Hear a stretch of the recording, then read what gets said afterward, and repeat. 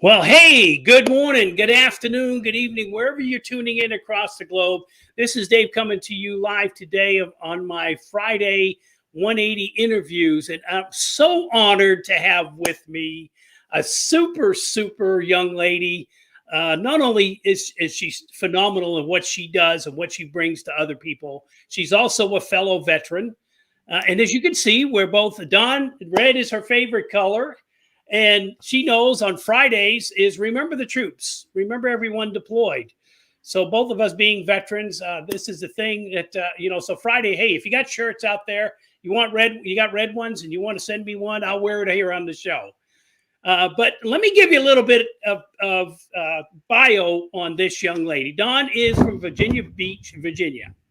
She is, my goodness, she's a life and career transition transform, and I'm going to let her explain all that. Transformationalist, certified speaker trainer coach with the John Maxwell team, and just an all-around super personality. Dawn calls herself a gap attacker. Now, I'm not going to read to you what that is because I want Dawn to be able to tell you. I think that is just so phenomenal that, every one of us finds a niche in life of what we do and what we're good at. And Dawn, it's perfect that you are a gap attacker. She's also passionate about growing herself personally and professional. She values other people. She values helping people. She is the consummate professional. She really wants to help you grow. And it is so fitting that she's here on the 180 when we talk about, the Doc's book, the 180 Revolution that you can get on Amazon. 82-page book. Just be honest with yourself and answer the questions truthfully, right? Because it's about when you go through a setback in life. Dawn has self-diagnosed self as a social media addict. Folks, we got a social media addict right here. She loves this stuff. But Dawn connects. What I love is Dawn connects in a positive way. Yeah. Too much negativity out there on any platform. You just go on, name a platform, you find a lot of negative activity. Here at the 180, this is why this is a private group, because if you can't be positive, you can't be a part of this platform. Because we want people like Dawn that are going to, help you grow. As you can see, www.connectwithdawn. Let me tell you, you want to connect with this lady.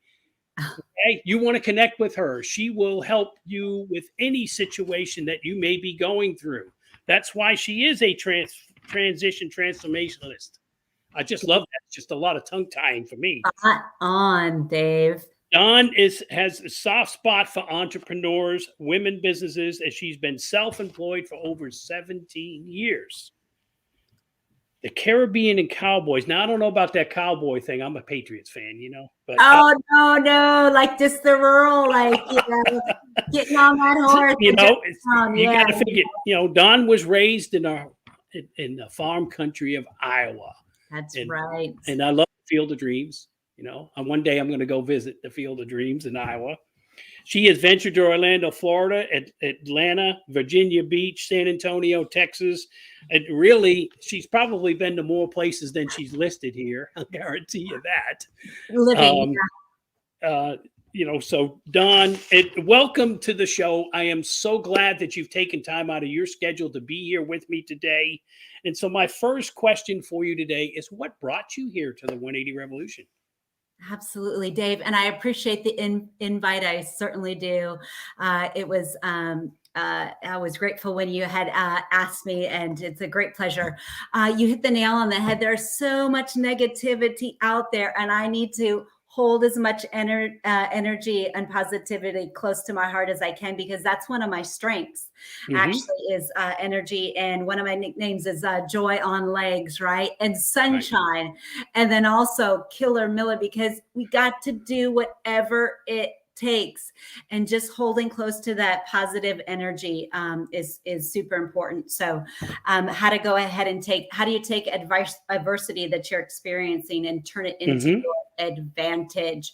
So it seems, especially now more than ever, just think of COVID, change, right? Challenges, career transition in life and business. And that's why I started coining, I feel like all of these setbacks is just a setup for a major comeback in your career, right? In life and business. And why I say business and in career as well, because Steve Harvey says he's the best when he says it.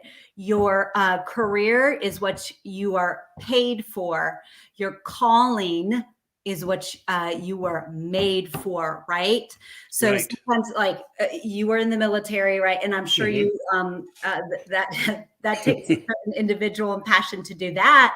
And I'm sure that was your passion and your purpose. And you retired, right? And some people are still caught up in like that mindset of like, you were, top dog officer, blah, blah, blah, in the Air Force, and everyone knew you and saluted you and respected you. And guess what? Now you're retired, and who are you, right? So there comes a transition with that, and you have to transform yourself, right? And whether it was good or bad, like I talk about the setback, as a setup for a major comeback. When people think of adversity as well, they think of something bad, so you can turn it into your advantage. And again, not every change is bad. It's also good, but it's how you make of it. So seems now, especially more than ever, I have a lot of individuals that are attracted to me because I've been vulnerable in sharing some of my setbacks. And they just appreciate it. You just bring up a good point there, Don. I'm going to stop you there for a second, only because I want to transition you into, you brought up a great point. I know when I retired from the service, you got to figure from the time I was 18 till I was 50, I knew nothing but military. I knew everything there was no gray areas. It was black and white. You followed the rules. There was structure. You came out into the world, and I had a tough time doing that transition. But I want the folks to hear your story, so you can. So, could you share some of your story with our audience? Yes. So, I'll be a quick little bullet point. So, I was born and raised a rural area, Northeast Iowa, and I say that because, I've had the opportunity to travel and see the world and everything. And my world back then was very, very small. Grew up on a farm, the last of 12 kids. 4 out of my 7 brothers dropped out of high school. My father never made it past the 8th grade. I do have a pioneering spirit because my grandfather came to the States with 2 suitcases from Germany when he was 18 and made a life. So did my father. 12 mouths to feed on a farmer's income. Hello, goodbye. He was doing something right.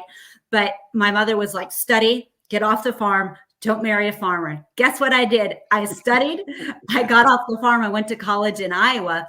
But the last semester of college, I won a scholarship to go on a study abroad program, Dave. And I'm telling you, my world changed because I literally saw the world in 100 days. I was on a ship with 500 other college students, and we literally went around the world. And how I made it from Iowa to Orlando is one of my roommates there on that study abroad program called Semester at Sea, was finishing college in Orlando.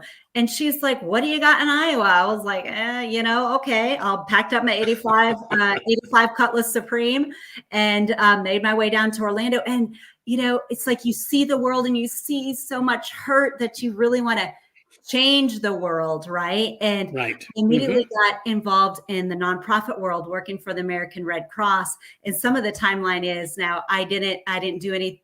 I was let go within that public relations position, which is one of the things I went to school for with the Red Cross, because they brought in a consultant and they had to downsize. I say that because it was really my passion at the time, serving, in the nonprofit world. I feel like I turned in my passion for the party industry, because then I immediately got started in the entertainment and tourism industry. And then, and what happened on 9/11, and if what happened, especially in the tourism and the hospitality world, things just, screeched to a halt. I lost my job again in sales and marketing. And I was like, oh my goodness. And that was a setback. And I was young, like 2 years in a row. I lost my job, got another job within a month or two, lost my job almost a year later because of 9/11. And that's when I joined. I went from nonprofit to party to being a petty officer in the world's greatest Navy. I enlisted as a journalist. Anchors away, my friend. Yes, anchoring to the phone. There you go. Thank you for your service. And, and it just really, relit some things to me, and that passion, that purpose. And I had to lose over 100 pounds in order to join the military. Yeah. And I hate to say, one of the reasons why I got out is because I actually regained some of that weight. Oh, So, wow. So let me ask you this then. What yeah, have you shared quite a bit, and I'm sure there's a yeah. deeper story there. And if we had more time, we would delve into it. But what have you learned from the setbacks that you have suffered? Yeah, like I said, the setback is just a setup for a major comeback, but you've got to learn from it.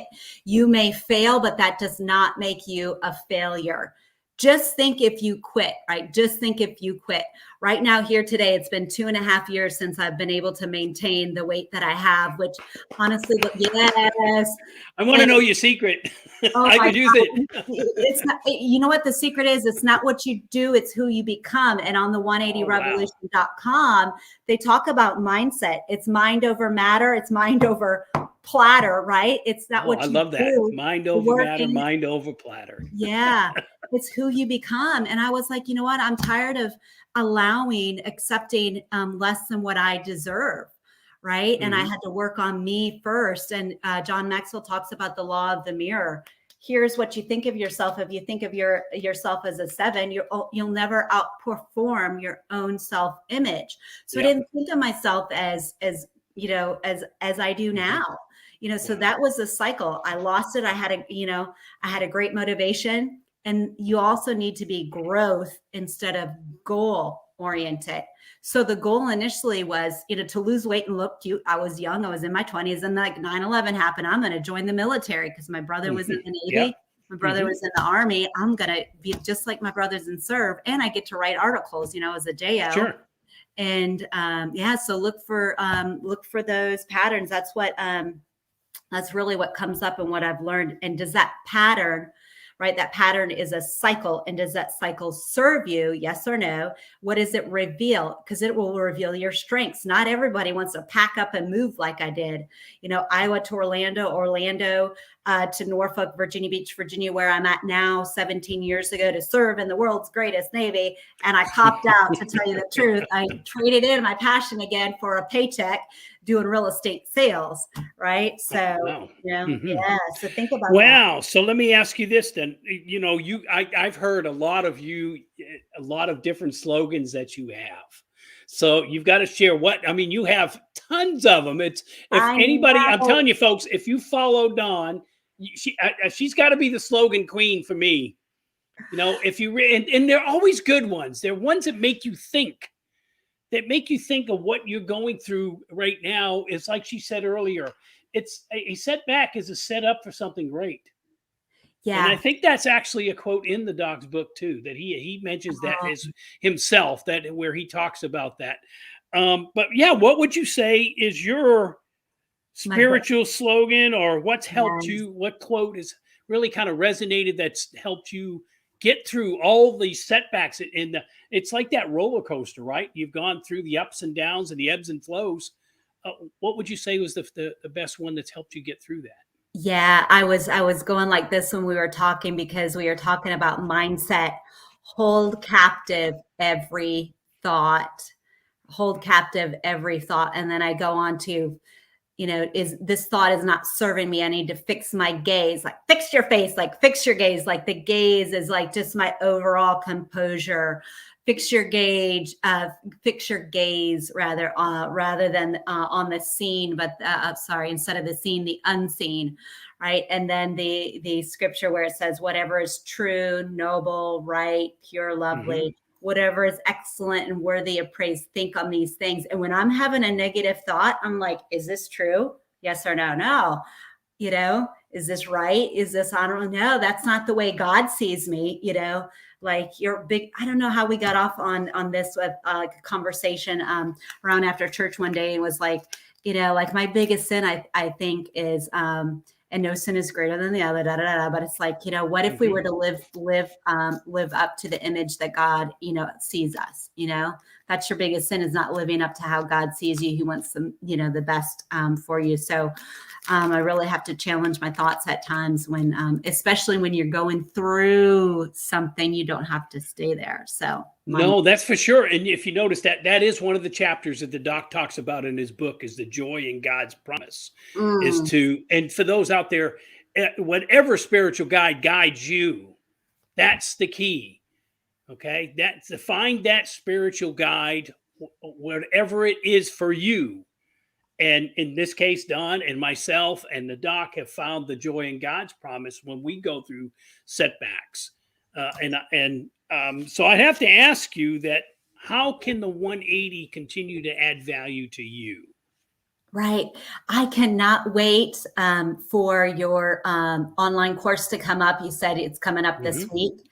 Right. Definitely, that's exciting. And I can tell you one thing that's been a challenge, and I've just been allowing myself to kind of open up. And we're doing it in a space where it's all positive people, and we're not judging. And this is a safe place.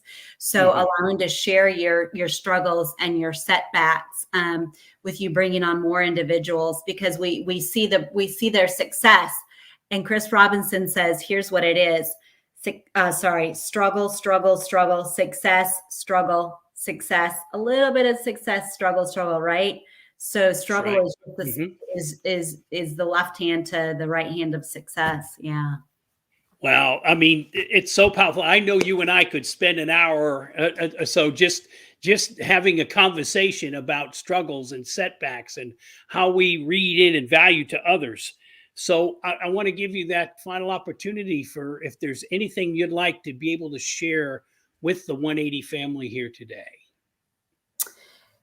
Yeah, we touched on it a little bit earlier, and I'm not beating myself up, right? Because we can't go Hmm. back in the past and worry waste today and brings more problems for tomorrow.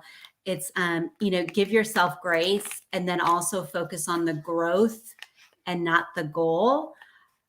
Because oftentimes when we focus on the goal, then we don't mean to do it, but we stop, right? So it's Right. like focus on the journey and not the destination. And to me, that means small wins daily. And right now, I'm operating at a little bit slower pace than what I should be physically and mobility wise. Hmm. And I was like, you know what? Like Martin Luther King says, if you can't run, then walk. If you can't walk, then crawl. So Hmm. just do what you can and focus on the growth rather than the goal, and just keep on stretching every day and doing a little bit more than you did yesterday, 1% better tomorrow than today.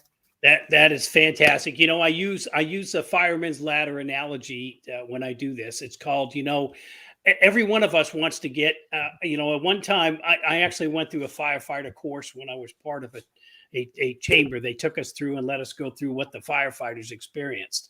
I was scared to death. I was crawling up this hook and ladder on the top of a fire truck, right? And here I am thinking it's only 10 rungs. Well, they extend out the ladder and you're trying to go all the way up to the top to the like the 20th thing. And if you think about it, you mentioned it earlier about what Chris Robinson says.